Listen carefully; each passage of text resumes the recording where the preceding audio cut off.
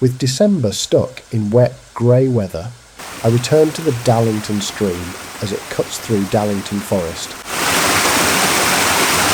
and along the slopes of Brightling Down. After sustained rain, a series of small waterfalls begin to appear along this stretch. They're not easy to reach. Most sit just off the main paths. Down steep, muddy and slippery banks. Wellington boots and a tripod are essential, and a polariser helps control reflections on wet rock and flowing water. None of these waterfalls are dramatic on their own, but together they suit the quiet, subdued light of winter.